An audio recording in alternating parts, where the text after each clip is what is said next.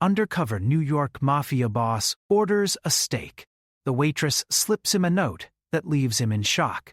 The city of Nithera lay under a twilight sky, its tall towers casting long shadows across streets that seemed older than memory itself. Lanterns flickered along the cobblestones, their golden light trembling in the evening breeze. From the alleys came the distant clatter of boots and the murmur of voices, but deeper within the city, silence hung like a thick, heavy veil. Among the shadows moved a man whose presence seemed to swallow the light. Kalen Vare, a lord whispered about in every corner of Nithera, strode down the narrow street, his dark cloak trailing behind him. No one dared meet his eyes, for they carried a sharpness that could cut through a man's lies, his secrets, even his soul. Yet tonight, Kalen walked alone, unrecognized, unchallenged, and yet burdened by a weight he could not cast aside. The tavern he entered was modest, more a refuge than a palace. Its walls were lined with dark wood, worn and scratched from years of hands gripping them in laughter or in sorrow. A low fire burned in the hearth, sending warm shadows dancing across the room. The scent of roasted meat, herbs, and old stone greeted Kalen as he stepped inside. For a man accustomed to power, the ordinary comfort of a tavern felt strange, almost dangerous. A waitress approached, her movements careful, yet confident. Isolde carried herself with quiet dignity, though she seemed small in comparison to the wide, shadowed room. Her hair was dark as night, and her eyes held a spark of something ancient and unreadable. Perhaps that was why Kalen noticed her immediately, because she did not flinch. He ordered his meal simply, a steak rare with a touch of salt and the tavern's special herbs. His voice was low, even, like the sound of distant thunder. Yet Isolde, instead of simply taking his order and walking away, bent slightly and slipped a small piece of folded parchment into his hand. Kalen's eyes narrowed. "What is this?" he murmured, voice smooth as silk and sharp as a blade. Isolde met his gaze. "A message," she said softly, almost too soft to hear. "For you alone." 3 words stared back at him. "You are not alone." It was a simple sentence, yet it hit him with a force he could not deny. He had ruled through fear, commanded respect through terror, and yet these words stirred something he had long buried, something fragile, human, and unbearably lonely. Kalen looked up, but Isolde was already gone. The tavern felt emptier than before. The fire flickered once, twice, and then shadows seemed to gather in corners that had no right to exist. For a heartbeat, Kalen could swear the world had shifted, as if the tavern itself recognized him and recoiled. He tried to shake the feeling, but when he glanced at the small silver locket that Isolde had dropped by accident, or perhaps on purpose, he felt a strange pull. It hummed lightly in his hand, a sound almost too faint to hear, yet unmistakably magical. Whoever this girl was, she carried power. And Kalen, who had seen the city crumble beneath his command, felt an unfamiliar flicker of unease. Outside, the streets were quiet. The wind tugged at his cloak, whispering secrets he did not wish to know. Yet even as Kalen stepped back into the night, he felt the pull of that simple note and the locket in his hand. Something had been set in motion, and he could not ignore it. The next morning, Kalen walked among the markets, blending with merchants and beggars, listening without seeming to listen, watching without seeming to watch. Every corner, every shadow, every street seemed alive with whispers. Rumors of a rising curse in Nithera had reached even the most hidden ears. No one dared speak the curse's name aloud, but those who had glimpsed its power trembled even in memory. Kalen thought of Isolde. Who was she, that a mere note could unsettle him so? Who had taught her such courage? Or had it been natural, something innate and unstoppable? And more importantly, why did he care so deeply? He had spent decades perfecting the art of detachment, of fearing nothing, of trusting no one, yet thoughts of her kept surfacing like a shadow he could not banish. That evening, he returned to the tavern, this time unannounced. The door creaked as he entered, and the familiar smell of roasted meat and wood smoke greeted him. Isolde was there, moving among the tables, serving patrons with a quiet grace. She did not flinch at his presence, nor did she bow. Instead, she offered him a small, knowing smile that stirred the strange ache of longing deep in his chest. "Back so soon?" she asked, her voice steady, yet there was a note of curiosity, as if she had been expecting him all along. Kaelin said nothing at first. He merely sat, letting his cloak settle around him like a shadow taking root. He studied her silently, noting the way her eyes glimmered in the firelight, the subtle way her hand trembled, not with fear, but with something else. Determination, perhaps. "I saw you," he said finally, voice low, almost a growl. "In the alleys, before you entered the tavern. You have secrets. Do you not fear them?" Isolde's eyes did not waver. "Fear is for those who have nothing to lose," she replied. "And I have already lost enough to know better than to tremble at shadows."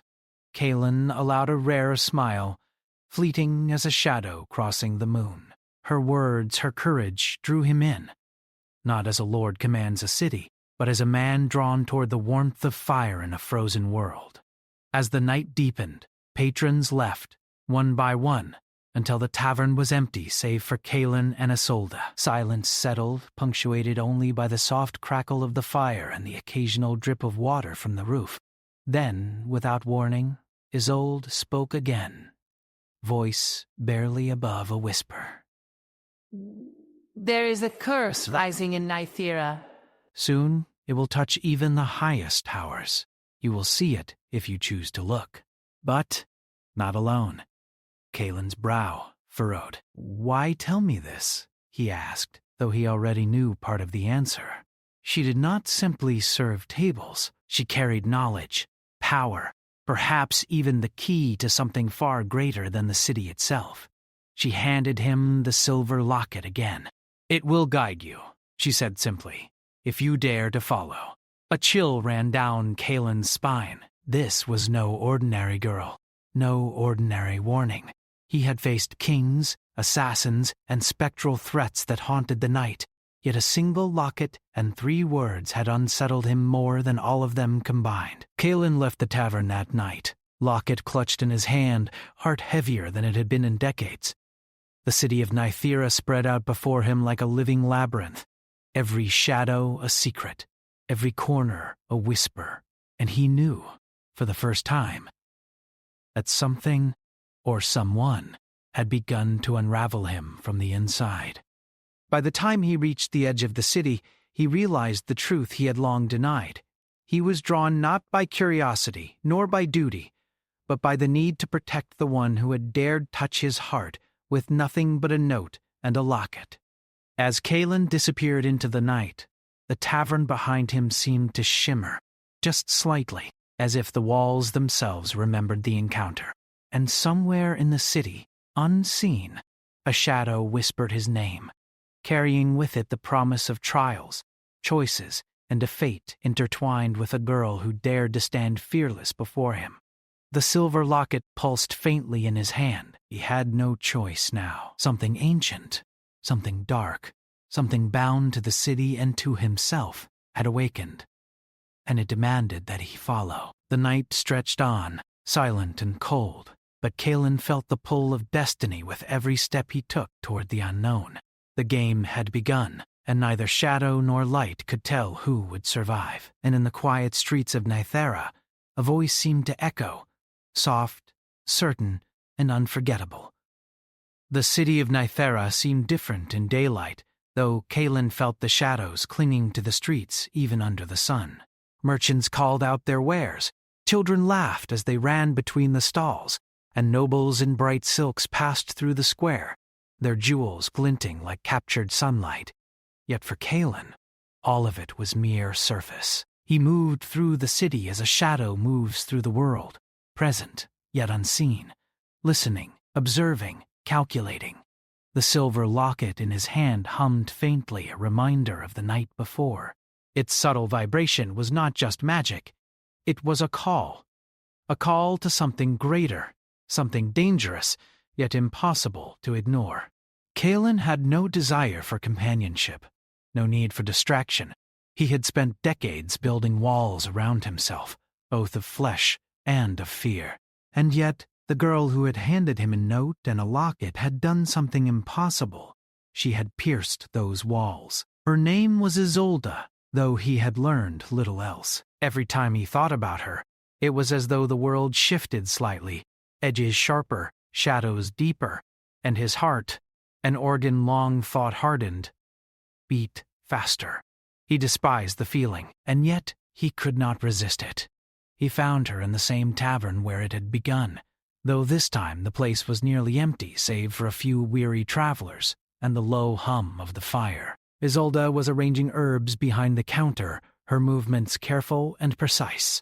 When she noticed Kalen, she did not flinch, nor did she bow. Instead, her lips curved into a small, knowing smile. "Back so soon?" she asked, her voice calm, steady, yet with a hint of amusement, as though she knew more than she revealed. Kalen took a seat, letting his cloak fall into place around him. He studied her in silence for a moment, before speaking. "You speak of curses, of forces rising in the city. What do you know?" "And why tell me?" Isolde leaned on the counter, meeting his gaze with unwavering eyes. "Because you are part of it." "Whether you wish it or not, Kalen, your choices will shape what comes next, and you will not survive this alone." Kalen's lips tightened. He did not like being told he was vulnerable. Power was his weapon, his shield, and his identity. And yet something about Isolde's certainty unsettled him. He realized that he did not wish to test her resolve. He simply wanted to understand. "Then show me," he said, voice low, almost hesitant. "Show me what I must see." Isolde reached under the counter and produced a small vial filled with a dark, shimmering liquid. "This is blood of the shadowed forest," she explained. "It reveals traces of the curse. Follow its signs, and you will find what you need, and what you fear most." Kalen took the vial and uncorked it, a faint smell of earth and iron rising. He poured a few drops onto the table, and instantly, the liquid writhed and shifted, forming shapes that told a story of ruin. Towers falling, streets consumed by a creeping darkness, citizens frozen in fear and despair, and at the center of it all, a figure. Twisted, shadowed, unrecognizable. Yet the posture, the energy, felt eerily familiar. "The curse grows stronger," Isolde said softly. "It is not natural. Something ancient has awakened, and it seeks something, someone." Kylan's eyes narrowed. "And it seeks me?" She nodded, almost reluctantly. "It seeks all who touch the balance of the city, but yes, your past has drawn it closer. Your choices have consequences that even you cannot escape." Kalen's fists clenched. He had lived through countless betrayals, countless battles, yet a chill ran down his spine. The idea that his past, decades of choices made in shadows, could now threaten the very life of the city was unsettling. And yet he felt something else alongside fear, a strange exhilaration. He thrived on challenges, especially those that promised danger and demanded cunning. "Then we hunt it," he said, voice cold, decisive. "We find this curse and destroy it before it spreads." Isolde studied him silently for a moment, then nodded. "You are braver than most, and yet you do not know the weight of what comes next. The curse will test you, Kalen. Not your body, your heart, your soul." Kalen smiled faintly, though it did not reach his eyes. "I am not afraid of tests." That night, they set out into the city, moving silently through alleys and shadowed streets. Kalen's presence alone commanded the darkness. Shadows seemed to curl around him as if recognizing him as one of their own. Isolde, though mortal in appearance, carried an aura of ancient power. With her, the ordinary became extraordinary. Each step they took seemed purposeful. Each corner held the potential for discovery or death. Their journey led them to the catacombs beneath Nythera, where the city's past and present intertwined. Torches cast long, flickering shadows on the damp stone walls, and the air smelled of earth, memory, and something older, something alive. "This place," Isolde whispered, "is where the curse begins to seep into our world. Here, the past cannot hide, and the dead do not rest." Kalen's hand hovered over the hilt of his sword, though he sensed that steel alone would not save him. These were forces beyond mortal reckoning, forces that preyed upon guilt, regret, and fear. And yet, despite the danger, he felt a strange clarity. Here, with Isolde, he was not just a lord of shadows. He was part of something greater, something worth protecting. As they descended deeper, the catacombs shifted around them. Shadows grew longer, moving independently of light, forming shapes that seemed almost human.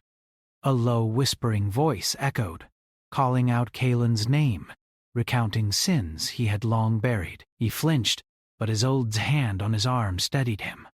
"You are stronger than your past," she said softly, almost a plea. "Do not let it claim you." They reached a chamber where the air shimmered with dark energy. At the center lay a figure wreathed in shadow, its form constantly changing, almost impossible to focus on. Kalen recognized the same posture he had seen in the magical liquid, the same energy, the same threat. "The curse," Isolde whispered. "It knows you." "It remembers." Kalen stepped forward, cloak billowing, eyes locked on the shadowed figure. "Then it will remember me as well," he said, voice low and commanding. "I do not bow. I do not kneel." The shadow shifted, responding to his words with a hiss that seemed to echo in every corner of the chamber. Dark tendrils rose like smoke, curling around him, probing, testing. Kalen gritted his teeth, feeling fear, anger, and something unrecognizable stir within him. Hope. Isolde stepped beside him, raising her hands. A soft, pale light emanated from her palms, weaving through the shadows and holding them at bay.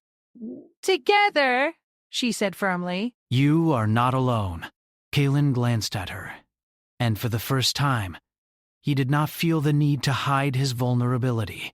He drew on the darkness within him, blending it with the light she wielded. The shadows recoiled, then surged forward again, testing their combined strength. Hours seemed to pass as they battled the unseen force. Kalen's mind flashed with memories, faces of those he had betrayed, the innocent lives lost under his command, the secrets he had buried in the dark. And yet, he did not falter. Beside him, Isolde's calm presence gave him courage.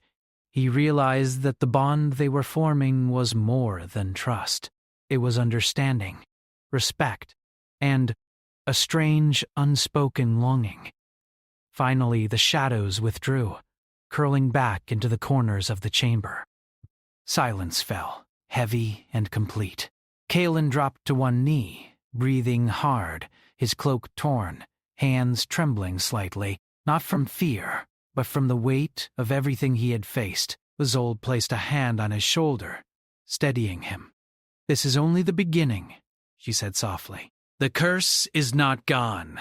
It has only tested you. It will rise again, stronger, more cunning. And next time, it may demand more than your strength. It may demand your heart." Kalen looked at her, really looked, and for the first time he did not see a mere mortal. He saw someone unafraid of shadows, someone who could stand beside him in a world that had long feared him. His heart, long buried under years of control and cruelty, stirred with an emotion he could not name. They left the catacombs together, the city above calm and indifferent to the dark forces moving below. Kaelin walked beside Isolde, neither speaking for a long time, but each aware of the unspoken bond forming between them. That night, as they reached the tavern once more, Kaelin glanced down at the silver locket. It pulsed faintly, almost impatiently, as if aware of the rising danger. He realized that the world was changing, that the shadows of his past were catching up with him, and that the girl who had slipped him a note was no longer just a curiosity. She was the key to his future, and perhaps his redemption. And somewhere in the darkened streets of Nythera, the curse stirred again, whispering Kaelin's name, waiting, watching, knowing that the game had only begun. The city of Nythera had grown quieter in the days that followed their journey through the catacombs, but Kaelin could feel the pulse of something dark beneath its streets, as if the city itself were holding its breath. The shadows no longer merely followed him. They whispered, curling around corners, slipping through cracks, testing the limits of his patience and will. He returned to the tavern that night, expecting the familiar warmth of firelight and the quiet presence of Isolde. Yet when he arrived, the room seemed unusually empty, as if the walls themselves had forgotten their duty to shelter. A single candle flickered on the counter, and there, standing behind it, was Isolde. But her eyes carried an edge he had not seen before. "The curse is rising faster than I expected," she said, her voice steady, but her hands trembled slightly as she held the silver locket. "It moves through the city like a river of shadow, and it will not stop until it has claimed what it seeks most." "And what is that?" Her eyes met his, unwavering. "You, Kaelin." "And anything, or anyone, you hold dear." The words struck him harder than any blade. He had faced armies, assassins, even creatures born of shadow, yet never had a threat felt so personal. For the first time he realized that his past, the choices he had made in darkness, the lives he had claimed, was catching up not only to him, but to the one he had begun to care for.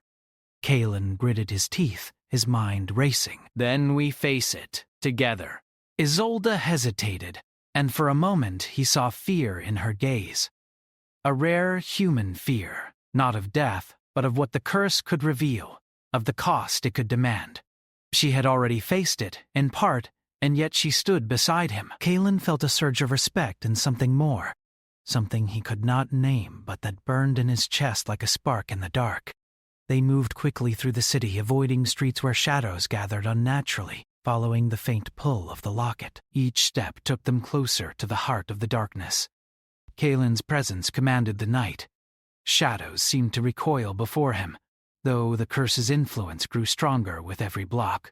Their journey led them to the abandoned palace at the edge of Nythera, a place that had once housed kings but now lay in ruin.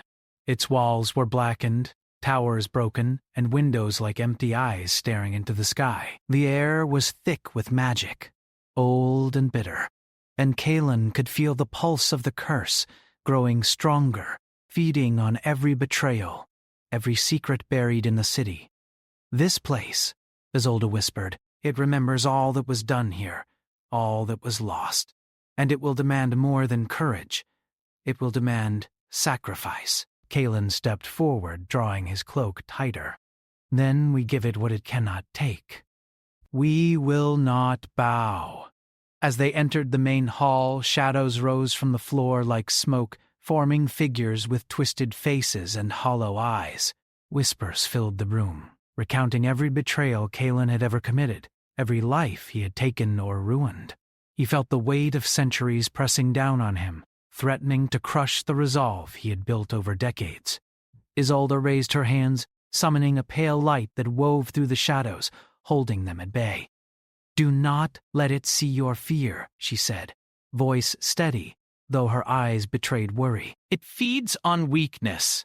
Remember, together we are stronger." Kaelin took a deep breath, feeling the pull of his own darkness, the part of him that thrived on power, on control. He let it flow through him, blending with Isolde's light. The shadows recoiled, then surged forward again, testing their combined strength. Hours seemed to stretch into eternity. The cursed figures pressed closer, whispering, clawing at their minds, revealing visions of betrayal and loss. Kalen saw faces of those he had wronged, friends turned enemies, innocents struck down by his ambition. And with every vision, he felt the pull of guilt, the temptation to surrender to the darkness. Isolde's voice cut through the storm of his thoughts. Kalen, focus! You cannot fight this alone, but with me. I know, he said, his voice rough with tension. I trust you. The shadows hissed, twisting in anger, as though they had never expected him to admit weakness, to rely on another. They surged forward, faster, more violent, and Kalen and Isolde were forced to retreat deeper into the hall.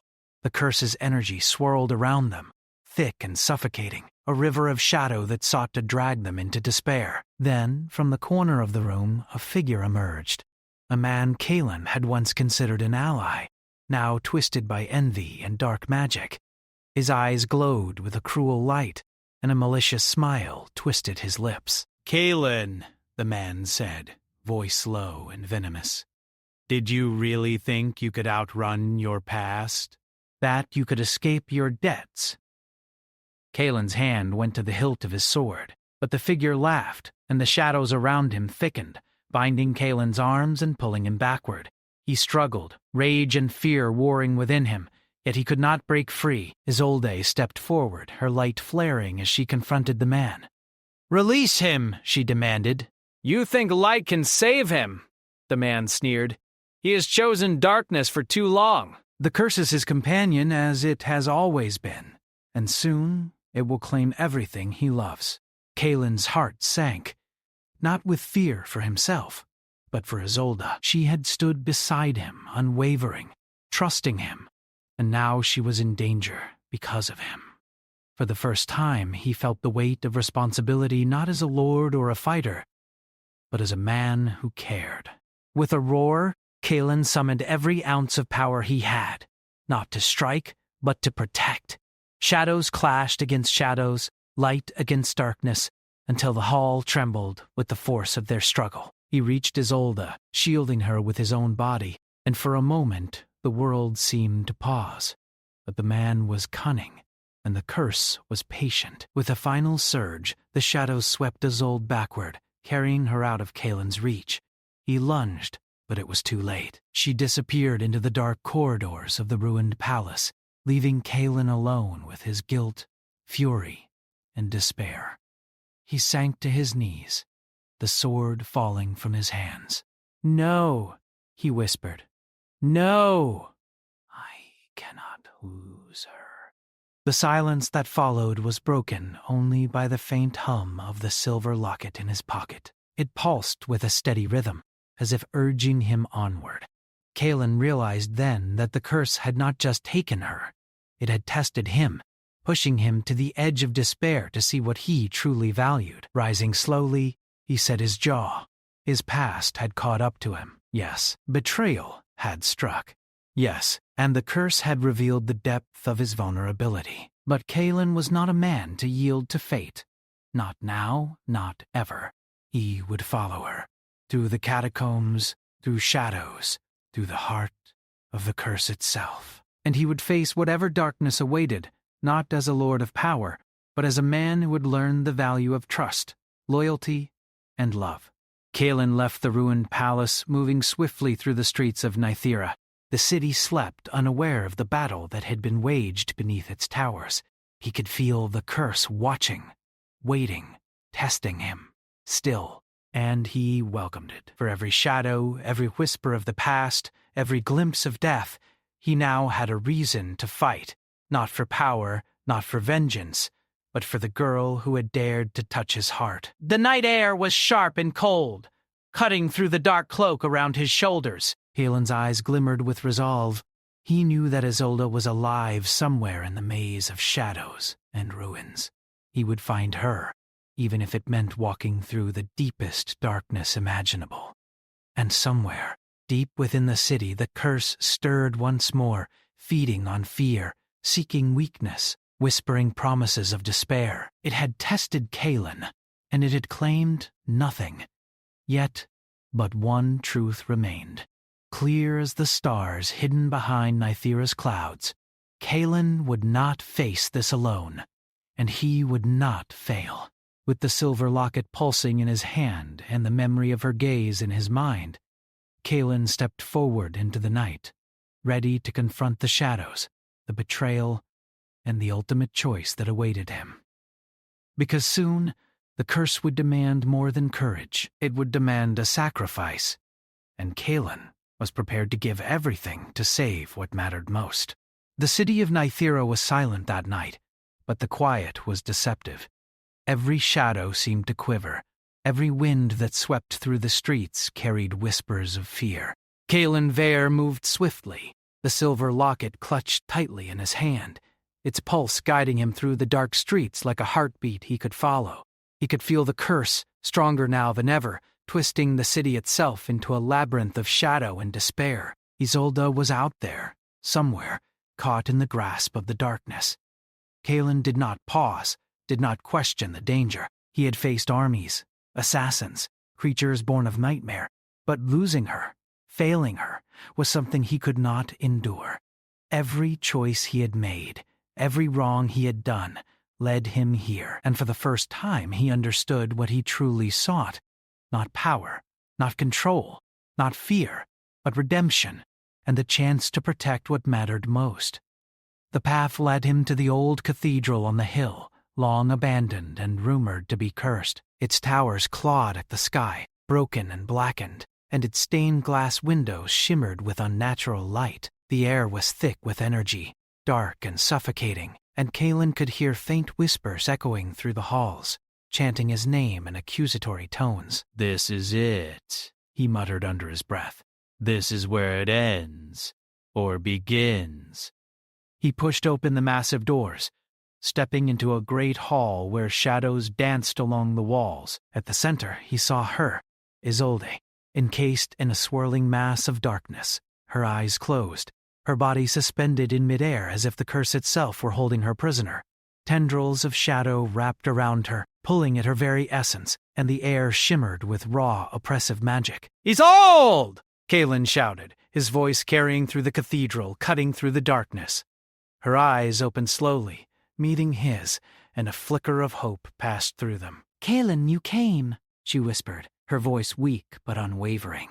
I will not let it take you, he said, stepping forward, his cloak flaring like a shadow of its own. Whatever it wants, I will give it nothing. Nothing at all. The shadows writhed, responding to his words, and a low, grinding voice filled the cathedral. You cannot protect her, it hissed. You are bound by your sins, and your power is hollow. She is mine. No, she is mine to protect, and mine to save. You will not claim her. He drew upon the darkness within himself, the part he had long hidden and feared, the part that had allowed him to rise to power and survive the streets of Nythera. But this time he did not wield it for fear or vengeance. He wielded it for love, for loyalty, for redemption.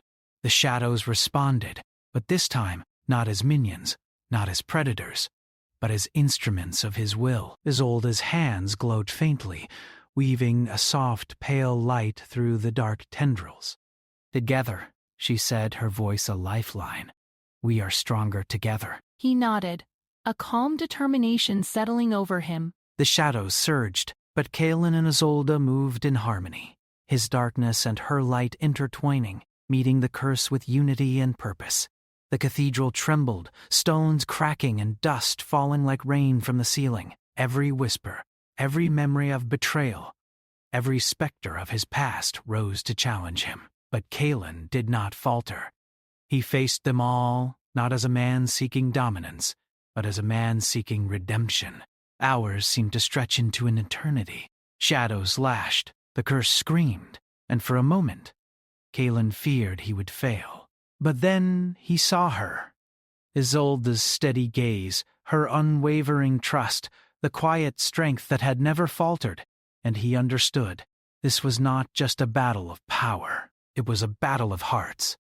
He stepped fully into the center of the darkness, letting the shadows wrap around him, not to harm, but to hold, to absorb, to channel. The curse hissed in rage, lashing out with every tendril it could summon. And yet Kalen remained, standing as a bridge between the darkness and the light, between the past and the present, between failure and redemption. "Kalen! Now!" Isolde's voice rang clear, and together they released the energy stored in the silver locket. It pulsed, bright as the first sun, a pure light that intertwined with Kalen's controlled darkness and Isolde's innate power. The shadows shrieked, twisting, writhing, then recoiling until the massive darkness that held her shattered like glass. Kalen caught Isolde as she fell, holding her close. The cathedral was silent once more, save for their ragged breathing and the faint hum of the locket. The curse had been defeated, its power dissipated, leaving only faint echoes that would linger in memory, but could no longer harm them. Isolde looked up at him, eyes shining with relief, and something deeper. Gratitude, trust, and something unspoken, yet palpable. "Saved me." Kalen shook his head, brushing her hair from her face. "We saved each other," he said quietly. "I could not have done this alone." "Boo! You gave me the strength to face what I feared most. Myself." For the first time in decades, Kalen allowed himself to feel free of the weight he had carried, the guilt, the fear, the constant need for control. He realized that redemption was not about erasing the past, but about choosing to act differently, choosing to protect, to care, to trust. And in that moment, he knew he was capable of both love and change. The city outside began to stir as dawn approached, light creeping into the streets and illuminating Nythera in a soft golden glow. The towers that had once loomed dark and oppressive now seemed more like guardians, silent witnesses to the transformation that had taken place within their walls. Kalen and Isolde emerged from the cathedral together, hands intertwined, the locket resting safely between them. The night had tested them, pushed them to the edge, and revealed truths that neither could ignore. And yet they walked forward side by side, not as master and follower, lord and servant, but as equals, bound by trust, by shared danger, and by the quiet, unspoken promise of something more. "Nythera will recover," Kalen said softly, eyes scanning the city that had been both his kingdom and his cage. "But it will be different now." "And so will we." Isolde nodded. "We have faced the darkness, Kalen, and we survived." Together, a wind swept through the streets, carrying the faint echoes of the curse, now harmless, a reminder of the trial they had endured. Kalen tightened his grip on the locket, feeling the pulse of magic calm beneath his fingers, a symbol of their victory and of the bond forged through shadow and light. As the sun rose higher, painting the city in shades of gold and amber, Kalen looked at Isolde and allowed himself a rare, genuine smile. The man who had once ruled through fear, who had commanded the shadows of the streets, was gone. Not destroyed, what remained was a man capable of trust, of protection, and of love. Isolde returned his smile, faint but full of warmth. "What now?" she asked softly. Kalen considered the city, the future, and the countless possibilities. "Now," he said, "we build something new. Not power, not fear, but hope." And in the quiet streets of Nythera, the first light of day fell upon them, illuminating their path forward. The curse was gone, the shadows had receded, and the city breathed freely once more. Kalen and Isolde walked together toward the rising sun, hands clasped, hearts aligned, ready to face whatever challenges awaited them.